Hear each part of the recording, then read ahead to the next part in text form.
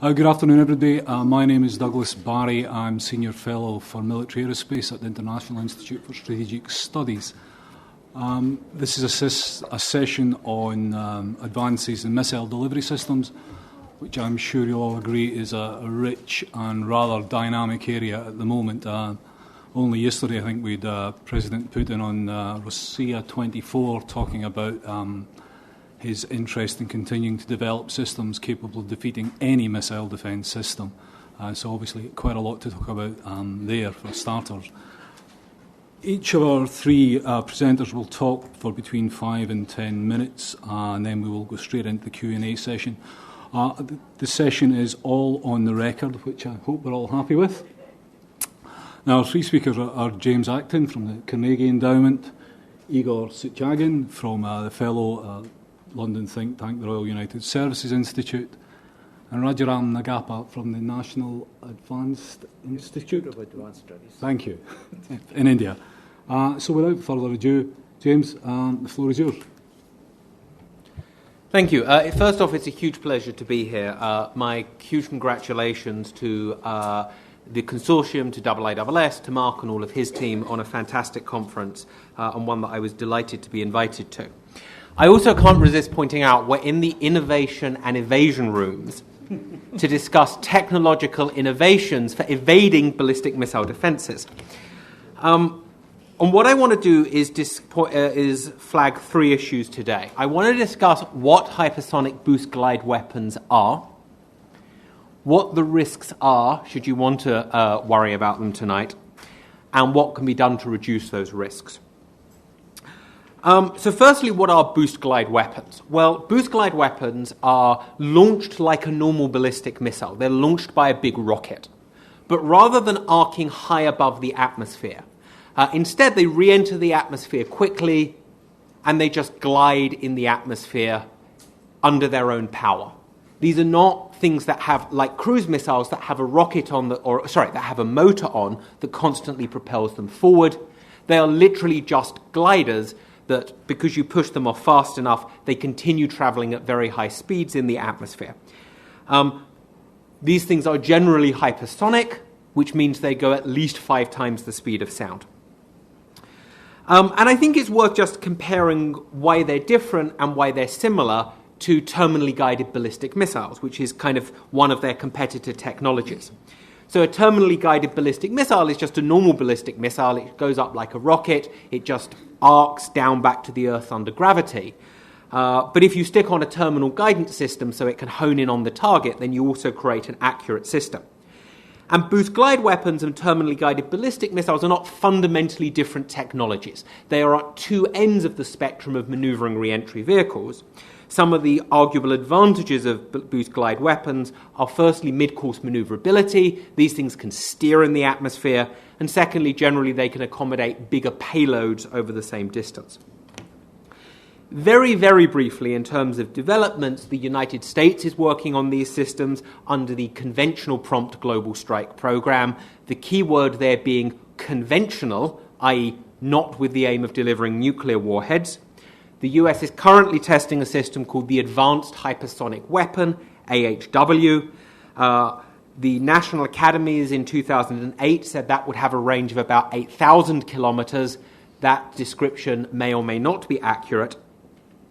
That has been tested successfully once, which is the only successful test ever of a long-range boost glide weapon. And it failed once, but that was when the booster blew up. There's been other failures in US history. Now, a few years ago, I would have said that I thought there was a significant chance that the US may give up the development of boost glide vehicles. I think that is now much less likely given the growing evidence that Russia and China are also engaged in boost glide missile development. I would just say very briefly that in the case of China, there have been multiple tests of a boost glide vehicle that the Chinese apparently are calling the DFDZ. I'm glad I can call it the Z rather than the Z in Europe. This appears to be less ambitious than the Advanced Hypersonic Weapon. It appears to have been tested successfully, although there has been at least one failure. Russia is also developing, it appears there's increasingly strong evidence that Russia is engaged in the development of a boost glide weapon under something called Project 4202. The big difference, the big potential difference between Russia and China and the US is Russia and China may be interested in delivering nuclear weapons. They may not, I don't know, but the US program is clearly conventional. Russian and China's programs may be conventional. They may be conventional, they may be nuclear, they may be both. Actually, there is some research in this direction within the EU. There is a German project that looks a bit like a boost glide vehicle called Chefex. If anyone knows anything about this, I would love to talk to you about this afterwards. Suffice to say that with 3 countries working on this, I think it's quite likely to happen. There are benefits and risks of boost glide technologies. I'm only going to focus on the potential risks today. And I'm only going to really make one point and give one example, which is this is a complex picture. There are very complex trade-offs between risks, and efforts to mitigate one risk can exacerbate another. Let me give you an example. In the Bush administration, the US wanted to take nuclear warheads off Trident missiles and replace them with conventional warheads. That was a program called Conventional Trident Modification. And Congress didn't like that idea, partly because they didn't really want to trust the Bush administration with sharp objects, but partly because they were worried that an observing state may mistake an incoming conventional warhead for a nuclear warhead and start a nuclear war. That was one of the big impetuses for the development of boost glide weapons. And Department of Defense argues that because boost glide weapons have different trajectories from ballistic missiles, you could tell the difference between a conventional warhead and a nuclear warhead. We can argue about how true that is. All I would say is that boost glide weapons introduce new risks. So, for example, a ballistic missile is entirely predictable. From the moment it's launched, you know where it's going to land. A boost glide weapon is not predictable because it can maneuver in mid-course. And so that creates the possibility that a weapon fired at, say, North Korea could be misinterpreted by China as heading towards China. Or a weapon fired at Iran could be misinterpreted as heading towards Russia. That is something that is called destination ambiguity. Third and final point, is there anything we can do about this? The arms control community's reaction, of which I consider myself part, by the way, is always to say, can we just ban these things? And the answer, I think, is no. Firstly, politically, there's not much interest in banning boost glide weapons. But from a technical perspective, there is no clear distinction between a boost glide weapon and a terminally guided ballistic missile. There is no credible way that I know of defining the difference between the two. So given that China already has and is deploying terminally guided ballistic missiles, DF-21D and other weapons, prohibiting that entire class of weapons, of all maneuvering re-entry vehicles, both ballistic and boost glide, would require banning weapons that already exist, and I think that is a non-starter. What I do think we could focus on is 3 things. Firstly, informal confidence building, which may actually involve politically binding agreements. For example, agreeing to share launch notifications among states that deploy these technologies. Secondly, there are arms control possibilities. New START between the US and Russia already makes all conventional ballistic missiles, conventional ICBMs and conventional sea-launched ballistic missiles, treaty accountable. Or rather, it would make those weapons treaty accountable if they existed, which they don't within the US and Russia. But in theory, I don't see there's any particular challenge with making boost glide weapons treaty accountable. That would have the advantage of limiting them and bringing them into an inspection regime so that the US and Russia at least could verify whether or not they were indeed armed with nuclear or conventional warheads. Third and finally, I think there's room for cooperation, especially with the EU, on non-proliferation. I think the prospects of a huge number of countries starting boost glide weapon programs tomorrow are pretty slim. The possibility that countries will start them over the course of the next few decades, I think, is probably fairly likely. And I think thinking about how to control the underlying technologies to prevent the proliferation would be a useful area for US-EU hopefully Russian and Chinese cooperation. Let me end it there. Thank you very much, James. Igor? Yeah, well, so Scribbling furiously. Yeah, I will take from approximately this point and continue, but with slightly more general description of the trends in the developments of the missile delivery systems. So what I want to show is the general trends, achievements, which tells you what the trends are. So what we have de facto two segments, very large segments divided by very wide gap, high end and low end. And what is happening in the high end is not in sequence of importance. Very long range, very low radar cross-section cruise missiles, which makes it possible to attack being far beyond any reasonable air defense areas, so beyond any reasonable threat to pilots. So that is very attractive development on the, well, I would say on the Russian side now, but it is the general trend in the world, and so that might happen that it will be common for everybody else. That is interesting thing, which makes the return its historic spiral, because originally strategic weapon was the very long-range cruise missiles. 8,000 kilometers was the standard requirement for first Soviet strategic cruise missiles, and now. Now the technology achieves approximately the same range, 5,000 now. What is also interesting development is in the area of ballistic missile defense, ballistic missiles, and that is where I would slightly disagree with James on the predictability of the modern ballistic missiles. But traditional ballistic missiles were, while technically challenging, but mathematically rather straightforward and simple target, because it was possible to predict the impact zone, and so it was possible to predict the intercept area and the intercept point, so it was possible to aim interceptor into that specific zone. And countermeasures were just not really decisive decision for that problem. What's happening now?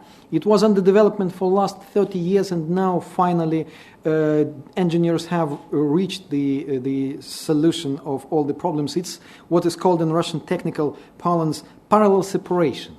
When instead of multiple independently re-entry vehicles, warhead, many re-entry vehicles in one warhead, you will see effectively the bunch of small rockets or missiles atop of the booster, which will separate not one by one, thus making the separation stage long and attractive for intercept at that specific stage, but they will separate immediately, like a bunch, like explosion, firework. And first of all, that shortens the possibility for intercept up to 10 times. Secondly, it makes more difficult to predict the impact zone, because you do not have single target. You cannot count on your original calculations. So that leads to exactly that destination ambiguity. And thirdly, that provides the possibility for mid-course maneuvering for ballistic or quasi-ballistic targets, which is very attractive, because you can use this power on board of these small missiles not only to maneuver but also to avoid intercept, to make maneuvers against incoming interceptors. That is very interesting development, which is becoming more and more common. And there are some signs that Russia is deploying currently the first missile which is equipped with this sort of technology. Now Irkutsk will be the first missile division. So that changes a lot the predictability and simplicity of ballistic missile and ballistic missile defense, which is also interesting in terms of, there is another dimension of defendability of ballistic targets, because what is happening now, in addition to the passive, more or less passive countermeasures, there is the trend to equip the re-entry vehicles, warheads of ballistic missiles with more active measures to blind, for instance, to blind interceptors. It is possible to do it in theory, not practically yet, but it is possible to blind interceptors with so-called explosive EMP generators. And generator approximately this size will blind for hours any electronics within radius of 200, 400, well, for this side it would be 200 meters. So if you launch it in proper time, you can literally blind incoming interceptor, make maneuver after that, just slightly, several meters would be enough for interceptor to miss the target. So that makes huge difference in ballistic missile defense efforts, and that is partially what Vladimir Vladimirovich Putin meant when he spoke yesterday. So, what is also to add into that is the use of gliding vehicles as the payload for ballistic missiles. And James described that, so I do not touch it, at least for now.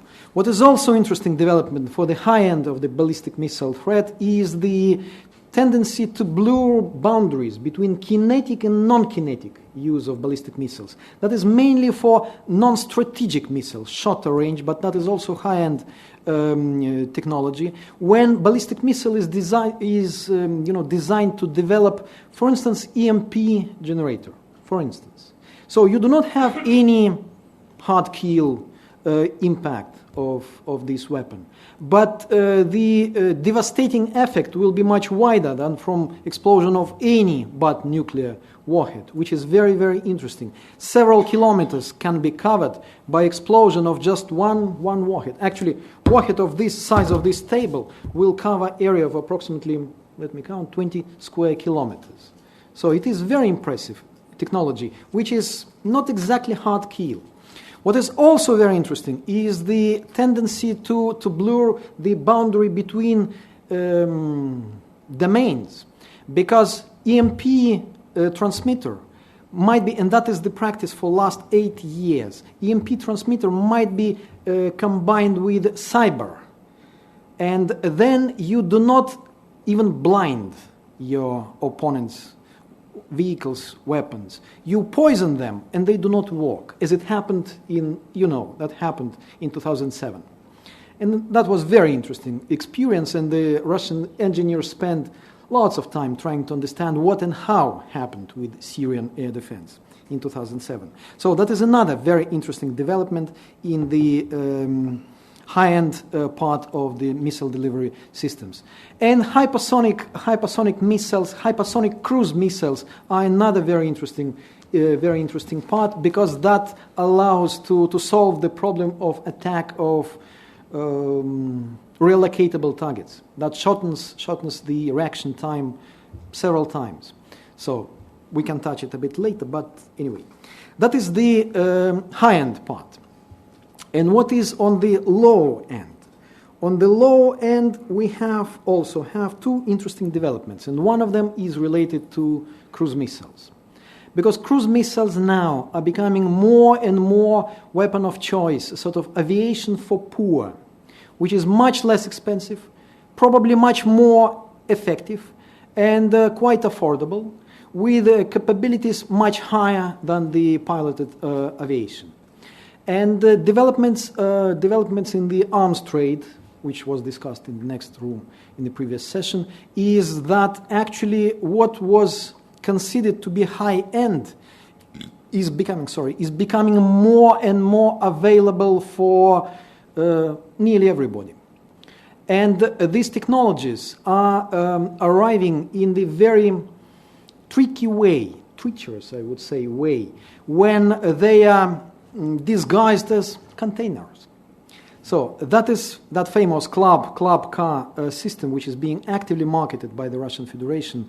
Well, that is a weapon of very tricky nature, because it is not, well, as Brits say, it's just not cricket. It is not fair weapon. You hide it somewhere. It is not for pure defense. It's something hybrid, and that is the development, which creates one more and very interesting problem, because if you cannot easily detect and control these sort of weapons, you cannot be sure about the issues of treaty compliance. And the problem is that the system which is being marketed by the Russian Federation, Club car, that utilizes for instance, the cruise missile, which is known originally as SSN-27, 3M54, which flies in subsonic regime. It flies distance of 200 kilometers with payload larger and just 1/4 of fuel compared to another cruise missile which is being marketed, 3M14 SSN-30A. And this cruise missile is being, adverted, marketed as the Missile Non-Proliferation Treaty compliant, having range of just 300 kilometers. Sorry, if SSN-27 flies 200 kilometers with 1/4 of fuel and much heavier payload, that means that Club K, even in its short version, probably can fly a bit longer than 300 kilometers, and probably much longer than 300 kilometers. And the additional problem is that this missile fits the same launcher as the long Sizzler, SSN-27, and as, so Russian tendency now is a bit hybrid. And the Kremlin showed its willingness to send very high-tech weapon to very questionable people like rebels in the east of Ukraine, who can be sure now that the longer version, Russian naval caliber, which has range of 2,600 kilometers, that it won't be covertly fit into that container-disguised launcher. We cannot be sure because it is untrackable and it is non-verifiable. That creates additional problem. It is really very high-tech weapon in possession of low-tech owners, and that might violate fundamental treaties. That also creates problems for the Russian side as well, because if you keep in mind what I said about the amount of fuel on board of SHOT missile, which is currently in Iskander caliber, Iskander-K missile system, that means that system might violate INF treaty either. So you have potential violation of two fundamental treaties, and that is very, very serious development on the boundary, in gray zone between high and low end technology.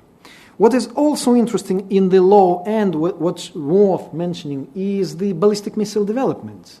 What was available for the high-end owners in 1960s and maybe early 1970s is quite available for low-end operators today, because miniaturization of guidance systems allows merger between relatively cheap unguided rockets with relatively small and not that expensive guidance systems, providing as the result pretty accurate, rather long-range systems which are quite equivalent in their capabilities to the ballistic missiles which were available for the high-end owners in 1960s, 1970s. So that means that in some sense the gap which I mentioned at the beginning, the gap between high-end operators and low-end operators is somehow closing, and the amount of these so-called low-end operators is much wider now than it was 40, 50 years ago. And that is another very interesting development. Yeah. Thank you very much, Igor.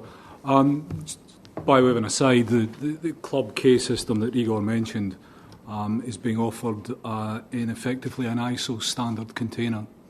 So you can imagine the targeting issues that might give you if you suddenly got to go and look at every ISO standard container in an area that you think might actually have one of these systems. Rajaram, the floor is yours. Thank you, Chair, and thank you to the organizers for giving me this opportunity. I think a lot of things what Igor has said makes a lot of sense, because I thought I will also cover a little bit on the cruise missiles. Ballistic missiles, I think in terms of technology, they've more or less reached a plateau in terms of gone from different ranges, going from MIRVs, MARVs. So with that plateau, obviously the stress is somewhere more on cruise missiles, what more can be done. And these cruise missiles are available at all speed ranges now, subsonic, supersonic, and hypersonic. One thing that has been missed is, as far as MTCR goes on ballistic missiles, it's been applied with certain rigor. That rigor is missing when it comes to applying for the cruise missiles. Just now Igor gave an example, for example, in terms of longer payload, you can reduce the payload and increase the range. And countries which have some level of technology, you buy under MTCR and then to increase the fuel capability and things like that, you still have certain scopes. So there's a lot of proliferation in that. And second thing is, there are technologies which are common with other users, commercial users. So as such, many of these things really keep coming in. The proliferation in terms of the subsonic cruise missiles, for example, has spread quite a lot. Many of these are, again, they resemble a lot, either the Tomahawk or the Russian K-8 systems. If you take Barber, or if you take the India's nearby, or some of the Chinese cruise missiles, you find they're sort of similar clones as such. And these have, again, for different ranges, from different platforms, multi-platform uses, and all that have really made a lot of versatile this one. They brought in a lot of versatility. And if you now talk along with, like some countries are saying, they have miniaturized the payload they want to use for battlefield weapons, you find already they can put it in a submarine, you can put it on a ship, you can put it on an aircraft, you can put it from land. So it gives a lot of diversity, and this proliferation is overall giving a fairly scary and ambiguous situation in a number of this one. Of late, the supersonic cruise missiles also. We had the Indo-Russian, this one with regard to BrahMos. But similar systems are now with the Chinese have, I think, number of cruise missiles available. What I understand is, I think, all varieties of cruise missiles, nearly 75 countries have cruise missiles. 19 countries produce cruise missiles. And about 13 or 15 of them are engaged in exporting the cruise missiles. So this is a really wide proliferation. And the supersonic cruise missiles also, which perhaps give you an advantage in terms of time to target and less response time for the defenses to act, are also being proliferated. The China's recently, I think the Pakistan has procured one of their AKG 400 systems recently. This is not, I understand, it's a solid propelled system. It's not the air-breathing variety, but it still has a range of about under 300 kilometers as of now. But then, with the type of capability you have, you can still make them bigger or longer range. And add to it the multi-stay array platform capability, I think it just adds to a lot of destabilization.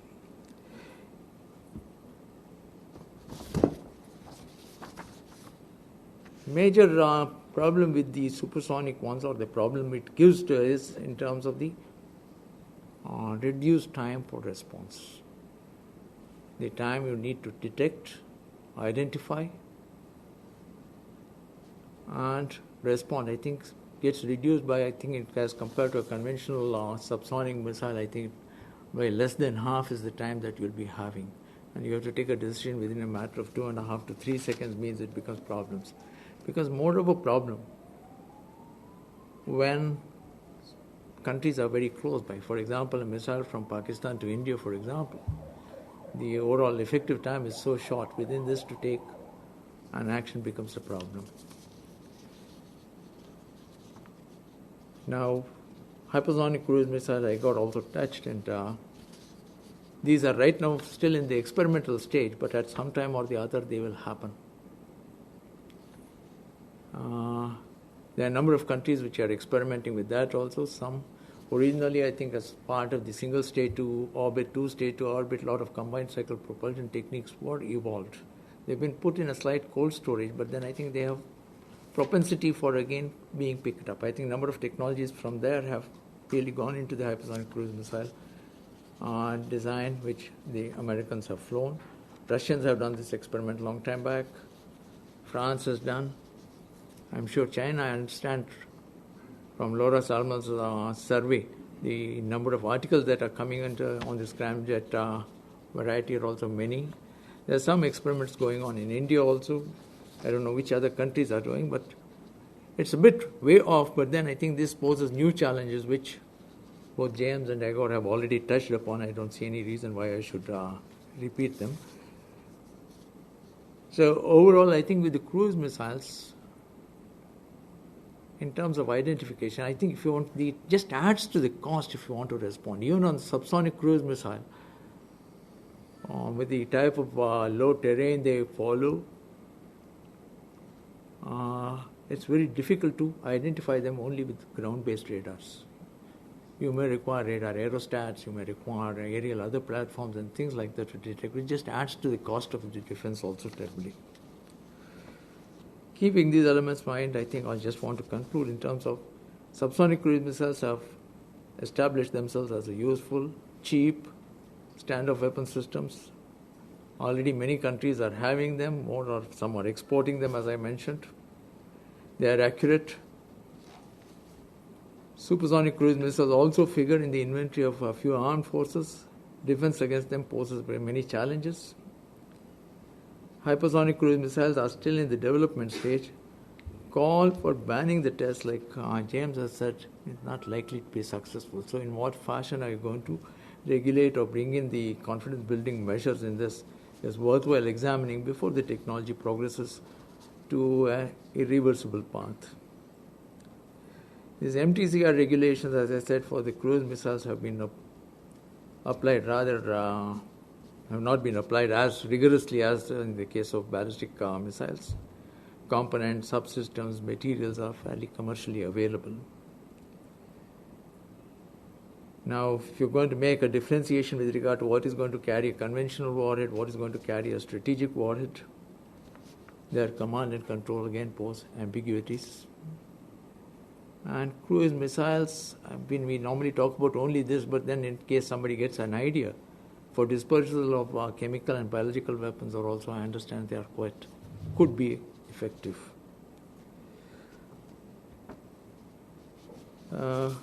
Worthwhile, therefore, to really look at how to bring these into regulations.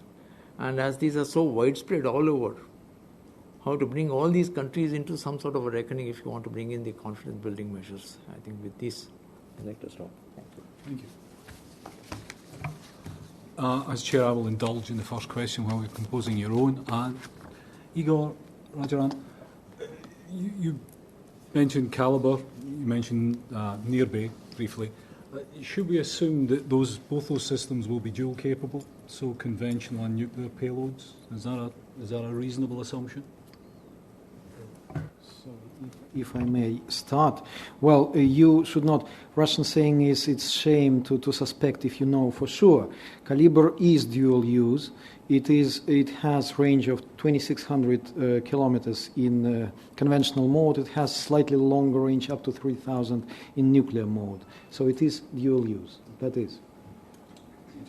I also agree with that statement. It is dual use. It can be, yes. When you ask the question in front row, when you ask a question, you just identify yourself for the panel. Thank you. Thanks. Marco Fay from the Peace Research Institute, Frankfurt. A question to James Acton. I don't know if you referred to the Spaceliner program that is currently supposed to be developed in Germany. It's supposed to be a commercial public transport for 50 to 100 people, I think, supposed to bring people from Europe to Australia in 90 minutes, something like that. But I think it's a big plane with commercial, ideas behind it. What's the general dual use or commercial implications of hypersonic technology? Is there the same sort of idea being pursued in other countries? And maybe the question I have with regard to what can be done about these risks that hypersonics pose to strategic stability, isn't the real diet that's probably the most problematic the Chinese-US one, because of the structure the Chinese strategic forces command and control system is organized, and what then would counting them under New START really help in regard to this diet? Thanks. No, I'm actually referring to a completely different German program called SHEFEX, SHEFEX, in which some kind of sounding rocket is fired up in the atmosphere and it re-enters, and some type of glider is released. And there's not much information on this program, and because it's Germany, I'm not that worried about it, but it's kind of intriguing because hypersonic cruise missiles, or let me say things like scramjet technology, I think are genuinely dual use. I mean, in fact, there's probably more, in theory, one could imagine hypersonic transport. I find it very, very hard to see the dual use nature of boost glide technology.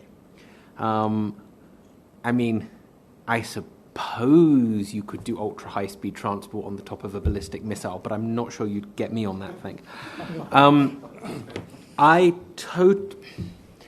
A year ago, I would have given you an unequivocal answer that I was more worried about the US-China dynamic than the US-Russia dynamic.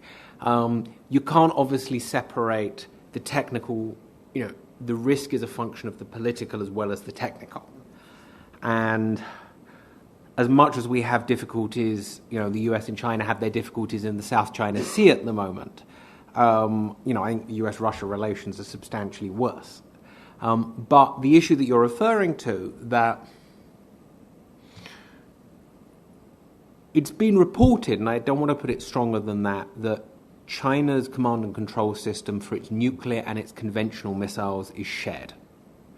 In which case, attacks against that system, if executed purely for the purpose of denying China control of its conventional weapons, might have the effect of making China think that the US is going after command and control of its nuclear weapons.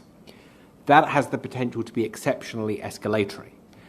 The issue with hypersonic weapons is twofold, both the fact that the Chinese weapons themselves are hypersonic and the fact that because elements of this command and control system are reportedly buried, then the US weapons that, one of the US interests in hypersonics is going after buried targets such as that. And that's very definitely an escalation concern.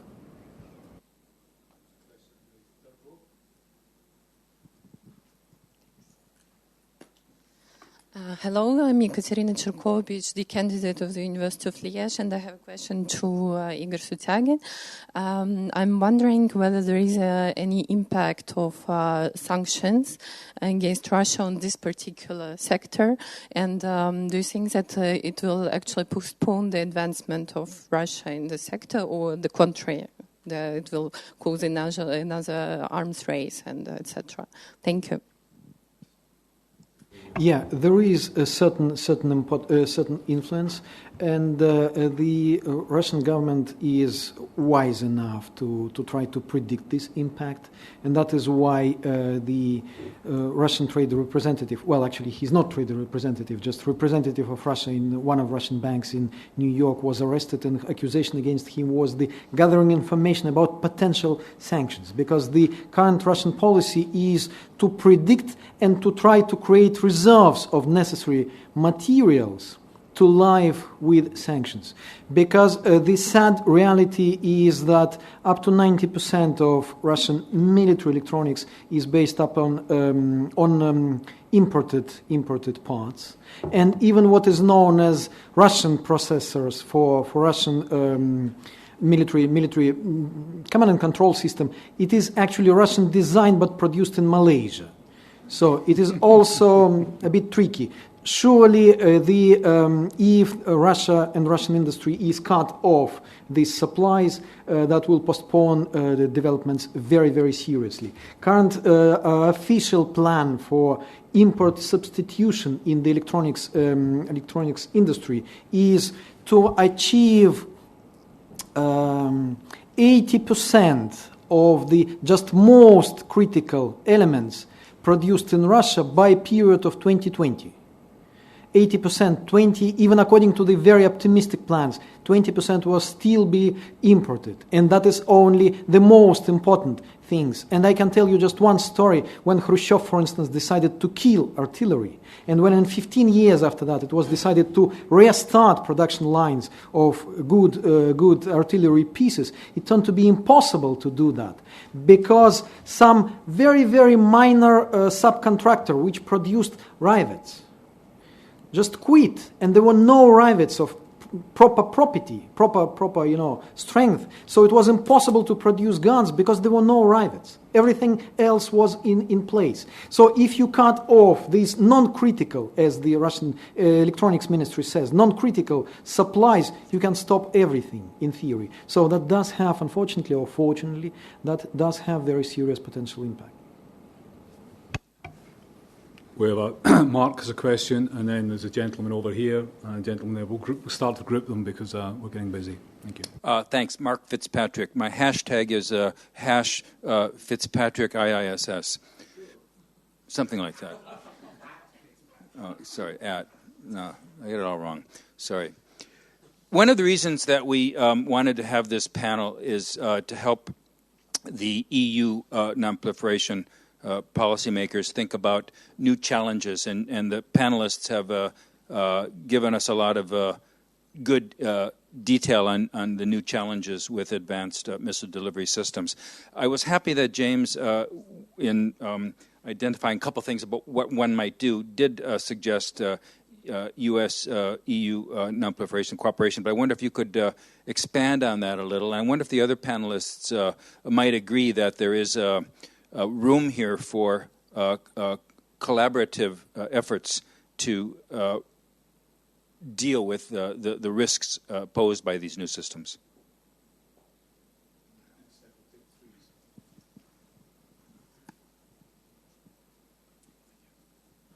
Oh, thank you. Oh, Professor Laf from the University of Morocco. First of all, I have two remarks for, I think, one for the person on the leftist wing, I don't remember the name, and another remark for the all. First remark that when he speaks about the missiles comparing Russia and America, and he said for America is interested in conventional, and Russia and China interested in conventional and unconventional. I want to stress that here it's a problem of it is a geopolitical problem, because Americans are very turned to the sea. They have, as we say in French, géopolitique, maritime geopolitical, and the Russian very interested. They are continental geopolitics. So it's normal. It's normal that Russian very interested in missiles than airplanes. They are not sure they will arrive to America to hit American targets there. I think everybody knows this. The other remark is that here I don't hear about the MTCR, Missile Technology Control Regime, which was, as you know, signed in 1985. That's my two remarks. My question is this one. Can you summarize us, please, the factors and the opinion or underlying, this modernization or accuracy of the ballistic missile? And thank you. I'm Bernd Kubik from Brief in Germany. Thanks so much indeed for the three presentations. I have two questions. The first one is, did I hear you saying, all the three speakers, the conventional mantra that those who attack are superior to those who defend? And the question is, in terms of missile defense, are those who develop these new systems in the offensive way, are they shooting themselves into the feet because they at the same time have their missile defense systems? So the question is there also an incentive for arms control and cooperative measures? My second question is, in which timelines do you think? You did not mention Israel and Iran. Is there, for example, a proliferation danger, or would you say these technologies you have talked about are ways off and there are proliferation barriers? Thank you. Okay, we've got three questions there. Is there room for a collaborative effort between US and the EU? What are the factors underlying ballistic missile modernisation?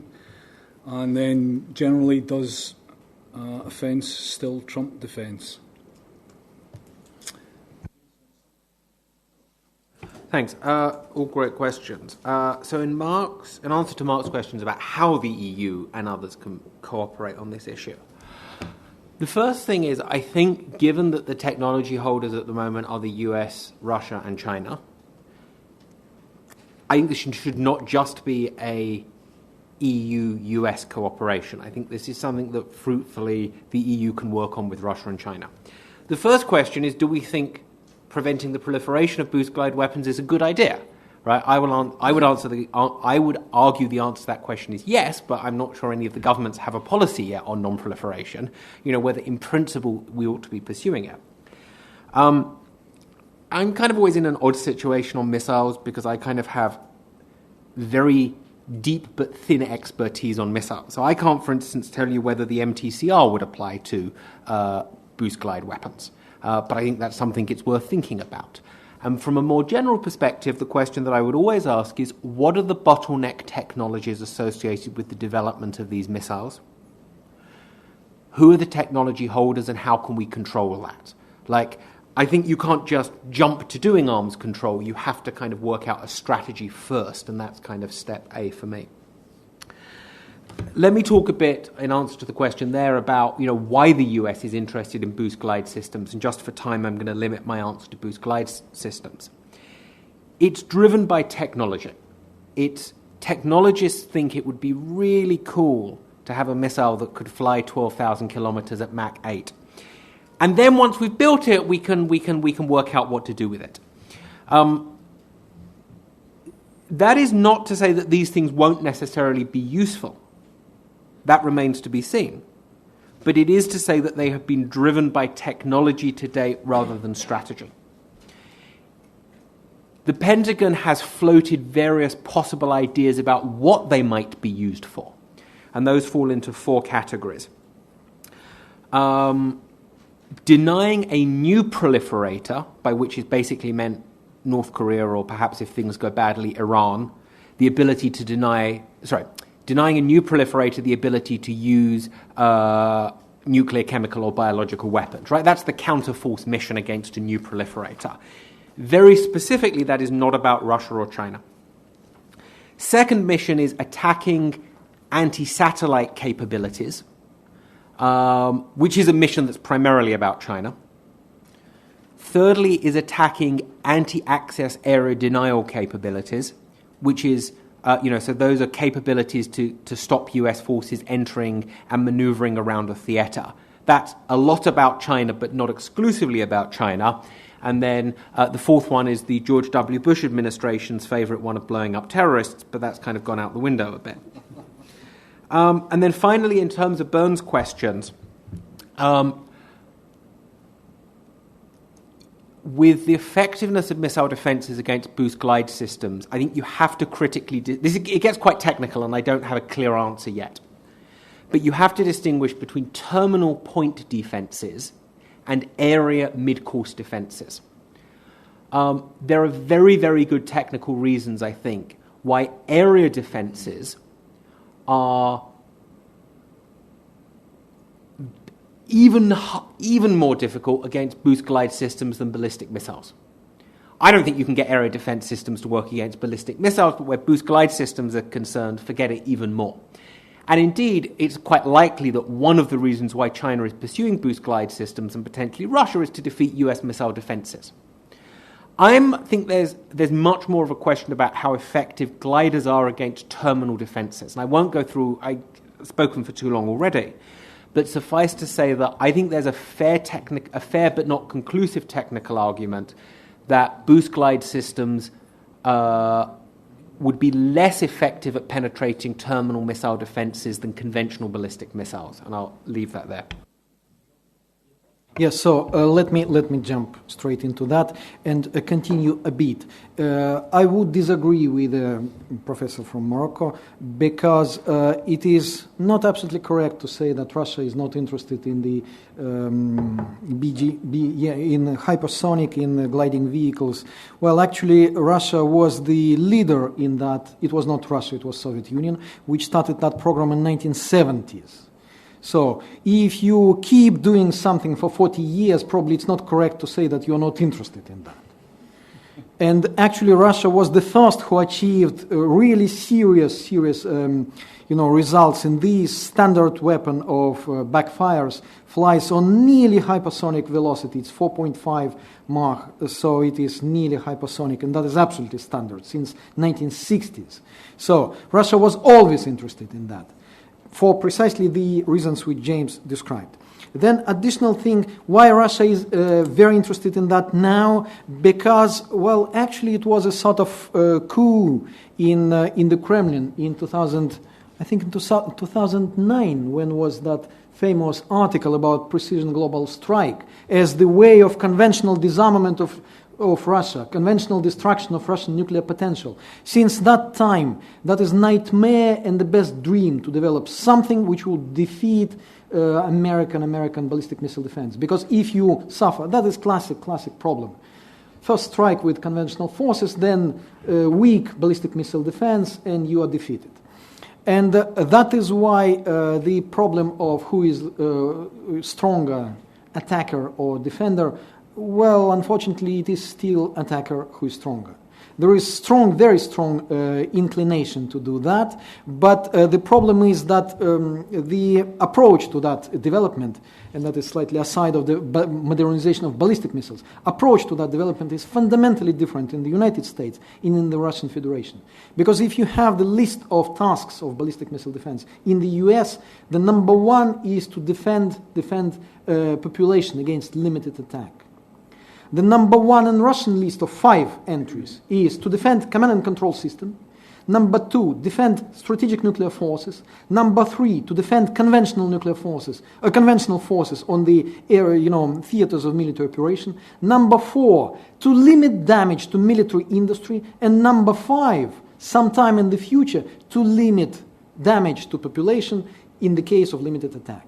So it's upside down, absolutely different. It's war fighting approach. That is why the inclination to limit ballistic missile defense is, on the one side, is very strong in the Kremlin to cut off that possibility on the American side. On the other side, it's very, very serious. It's 1951 when the ballistic missile program was started in the Soviet Union. That is the very valuable asset for war fighting plans. So that is why the Kremlin, I would say, is not very much interested in discussing all of these problems. Now, and especially now, under this, it's a sort of hysteric approach. Well, everything which comes to Kremlin, everybody who comes to Kremlin with proposal, let's limit your capabilities. No, not at all. You want to undermine us.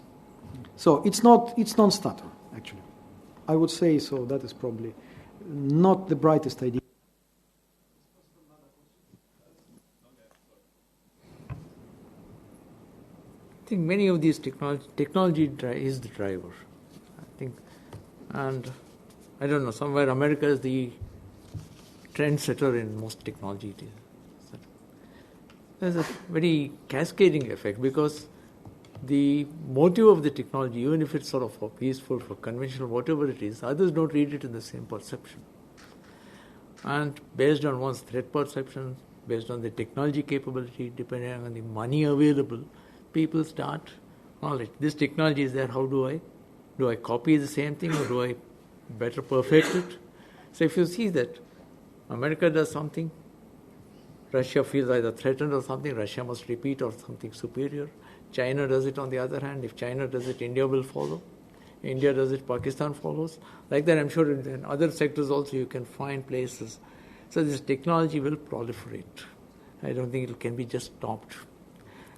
For example, the X-47, is it, which goes into space for years, this one. Everybody's reading what is the motive behind it. I'm sure somebody will copy it very shortly. most of them, they'll come with their own aims. One could be an asymmetric answer to a technology developed somewhere else, or something superior which I can do. So I think this technology trend and what it's followed is sort of difficult to arrest in such a competitive and uncertain, if geopolitically uncertain world in terms of the motives and end results. So I think this is what I have in mind. And this cascading effect will just depend on the level of technology developed in different places.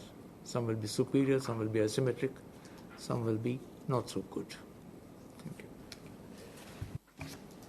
you. Steph, sorry, no, we'll take some more questions, and at the end we might come back to you. There's a question, yes, there, and then there's one there, one at the back. Hi, my name's Christine Leah. I'm from Yale University. I have a question for you, James. About the question about could the MTCR include boost glide weapons. To what extent would that depend on the reason, to what extent would that depend on why states sign up to the NTCR in the first place? In that, is it originally intended to limit the proliferation of ballistic missiles because they're delivery systems for nuclear warheads, or to include conventional ballistic missiles as well? And doesn't this blur the line between conventional and nuclear? And what does that say about the future of arms control in general? I mean, to what extent is it useful to sort of have nuclear on one hand and conventional on the other? Can we start talking about just arms control in general?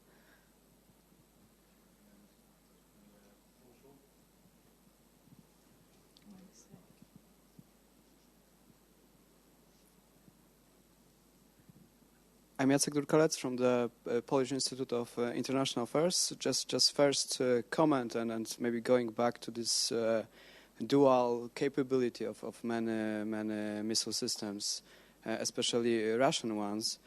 So I think that the problem which was I think demonstrated by the Ukraine crisis is that creates a lot of, let's say, troubles in terms of crisis stability, in this sense that during the Ukraine crisis there was a lot of redeployments, exercises, and it was really unclear to what extent it is a nuclear message or whether it's a conventional message, and I think it will be a problem also in the future, and I think something has to be done in terms of, let's say, proper communication during the crisis periods, just to avoid some miscalculations, etc.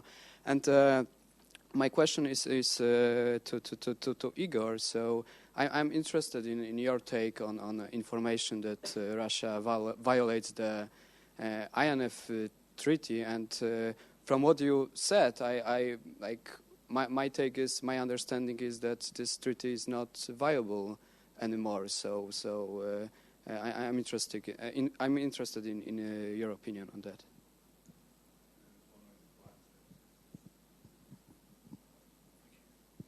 Thanks very much. Bladhen Bowen, PhD student at Aberystwyth University. Just to try and bring a bit of politics into the discussion, when I consider these weapon systems and the context, the situations they're most likely to be used, they probably would be used against regional foes, smaller powers, non-nuclear powers. Because, yes, it's useful to talk about US versus China over Taiwan scenario and how these weapons would change calculations there. But I think it's useful to talk about China and the South China Sea and its neighbours, assuming that the United States stays out of it. So these sort of weapon systems might be useful there, and I'm just wondering if, what do you think about those kinds of scenarios, or Russia and Central Asia and the Commonwealth of Independent States in those scenarios? How do you see them factoring in, especially since these weapon systems can allow you some sort of, a precision strike capability without having to forward deploy air forces and ships? Any remarks would be very welcome. Thank you. Okay, James, if you want to start, and then we'll go to Igor, and then Rajaram. This will teach me for flagging up an issue without having done enough reading about it beforehand in terms of non-proliferation and the MTCR. Christine, what I'd say is this is actually a long-standing problem in arms control that I think has an obvious solution, which is many arms control agreements don't distinguish between conventional and nuclear weapons for precisely that reason, right? The INF Treaty doesn't say you're not allowed a 600-kilometer nuclear-armed ground-launched cruise missiles. It prohibits all ground-launched cruise missiles of 500 to 5,500 kilometers, and ballistic missiles too. New START doesn't distinguish between conventional ICBMs and nuclear ICBMs, precisely because it massively increases the verification challenge that you do. And so, in that sense, I don't think boost glide weapons are creating a qualitatively new problem we never had before. And I'm pretty sure the MTCR applies. I mean, I'm going to get shouted at if I get this one wrong, and I really should know this one. But as much as the MTCR was motivated by concerns about weapons of mass destruction, it applies to anything that's capable of having a nuclear weapon, regardless of whether that's sold for conventional or nuclear purposes. Just all I would say about the INF, and I know this question wasn't to me, as deeply pessimistic as I am about that treaty, I would argue it's very strongly in our interest to try and find some way of de-escalating this crisis and keeping the treaty in force. In terms of the politics question, again, the first thing, in some sense, I think the very technical nature of the presentations is a reflection of exactly how far US doctrinal thinking is about boost glide weapons. And I'm just going to limit myself to the US perspective for this one. They have been driven by technology. And if these things are eventually deployed, and I tend to think they will be, I don't know what the fate of the CPGS program specifically is going to be, but I think the kind of technological arc here is relatively clear. If these things are deployed, I think in some sense, who knows what the scenarios in which they will be used are. As I say, in terms of the scenarios that the Pentagon has publicly floated as justifications for why it wants these weapons, there is this counter-nuclear mission against Iran and North Korea. There is this counter-ASAT, counter-A2AD mission, which is mostly but not exclusively about China. And then there's the terrorist mission. And, I think one has to recognize that if these things were ever used, the political barrier to using these weapons is pretty high. I mean, firstly, there's a huge cost per weapon. So, we're dealing with a scenario in which really no other weapon would do the job. And those, I think, if such scenarios exist, and I'm not entirely convinced they are, but are an extremely narrow range of scenarios. Then you have the escalation implications of using these weapons. So you have to have a pretty strong reason to want to use them in the first place. I tend to think that the scenarios the US has outlined publicly are the scenarios in which these things could conceivably be acquired. But when you have a program that is so heavily driven by technology and not by strategic requirements, I think you don't necessarily know what eventually it's going to be used for further down the line. Just very briefly on the MTCR point, the regime was fundamentally about proliferation and not development. Nobody's at the moment suggesting they're going to proliferate a high-speed glide weapon, because technically it's a Cat 1 system and be a straight breach because it carries a 500 kg payload more than 300 kilometres. So it just in terms of just reading the language in the regime, it would be a breach if somebody said, I'm going to develop this and sell it to another country. Igor? Yeah. So I'd like to take, first of all, this comment regarding comment and the question regarding crisis, predictability in crisis. Who has said that unpredictability is bad in crisis? And that is the modus vivendi in the Kremlin. They do value unpredictability, and that is why they are not very much interested in killing this unpredictability. So that is why I would say I do not see very good prospects for any agreement in this area. Regarding INF Treaty, I would say that I am slightly less pessimistic, because what we have now and what I describe is actually breakthrough potential. It is still not literally violation of that. As Americans describe that, it's technical violation, because what happened was the use, still, it is not deployed. Yeah, Well, yeah. Legally, even that is violation. But, well, it's still not massive violation, because what happened? It was the use of longer missile, use of Bastion launcher to test longer cruise missile. So technically, because Bastion is land-based system, and the long-range missile, which is 26 kilometers in conventional mode, was tested from that launcher. That is technically, that is violation. The problem is that, well, Russia is not going to deploy it. At least there are no signs of deployment on the Russian side, first of all. Secondly, with the shorter version, which, well, my calculations shows that the Iskander, a cruise missile for Iskander flies approximately 1,300 kilometers with that amount of fuel. But it has been never tested in that range. And so not a single military commander would trust weapon which was never tested. So that is why it is still breakthrough potential, yes, but it's still not really weapon.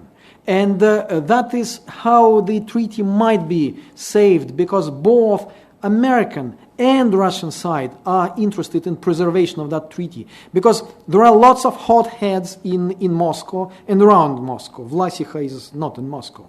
But, there are some other guys, for instance, in Ministry of Economy, who tells them, have you ever counted the production capacity of American missile industry and Russian missile industry? If you break it through and you will find GLCM back in Europe, it will be actually not that pleasant development for you military guys in Kremlin. So that is why there are potential to save that. While breakthrough is on the Russian side, it is there. Yeah, probably that's it. In terms of cruise missiles, how do you define the range? Is it from point A to point B, or point A to go around number of this one? So even if you have an MTCR definition, I really don't know whether it meets or beats the range, this one. I think I'll leave it with that. With regard to the regional conflict, there are issues. Again, where exactly the political situations are. Take countries which have a no first use application. And those countries which have first use, they say, we'll miniaturize the weapon, I'll put everywhere this one. The regional conflict is therefore can be very, very dangerous. Either it prevents you from escalating certain things, or it could be dangerous. So how do you really match this? How do you even think maybe within MTCR this one, but then you can have a nuclear capability? So these are issues which, unless some confidence building measures and things like that are in place, these are likely to escalate. And conveniently, we've got two final questions at the front, Steph. Thank you.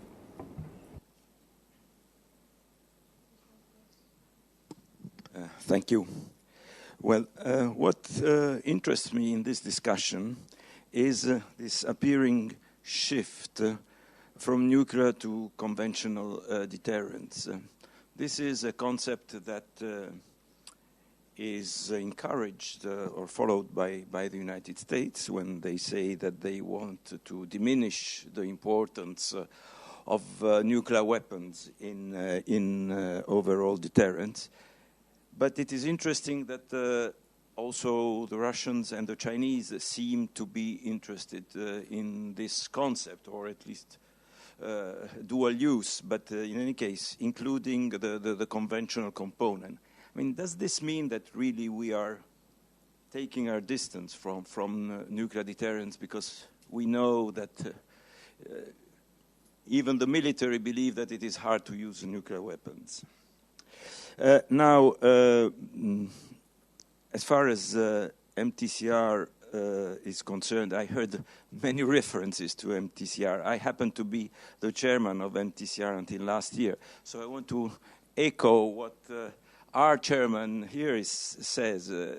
MTCR is not a disarmament or arms control instrument. It is, fortunately or unfortunately, only an export control regime, and therefore it is not in a position to block all these developments.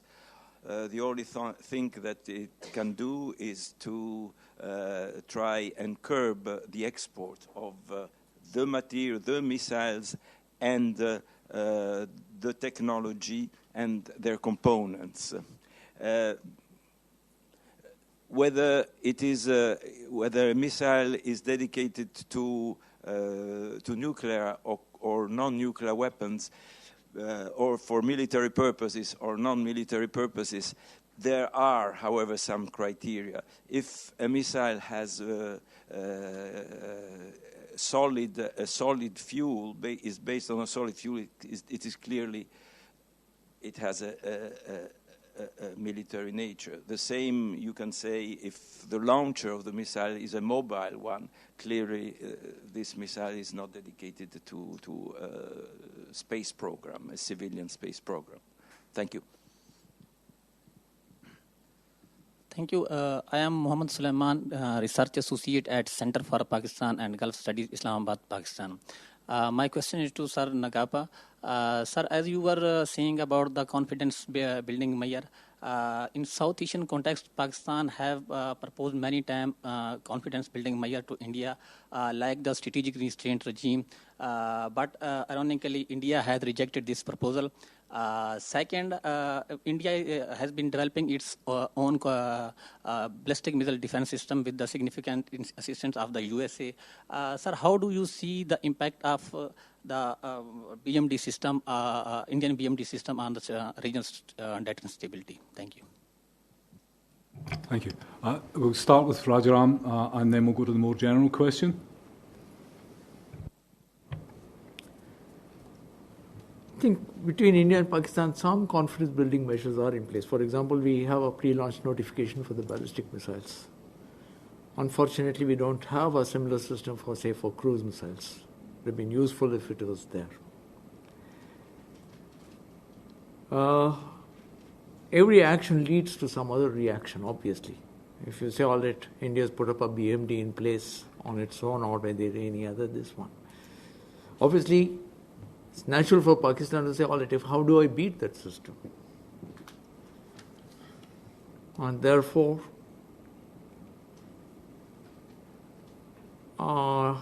reducing the weapon size, for example, increasing the nuclear arsenal, these are signals that are being sent. On our side, okay, just like somebody mentioned, for example, if you're not tested, how confident are you for such as this one? So Pakistan has not tested, for example, a plutonium-based weapon.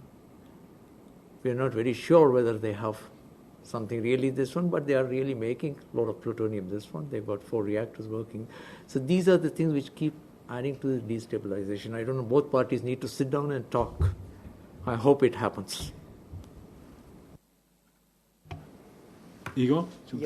Yeah, I will try to answer very briefly and rapidly to questions by Ambassador. This shift towards conventional, first of all, it is driven by the desire to have everything what your opponent has. So that is one of the reasons why Russia and probably China as well insisting on that.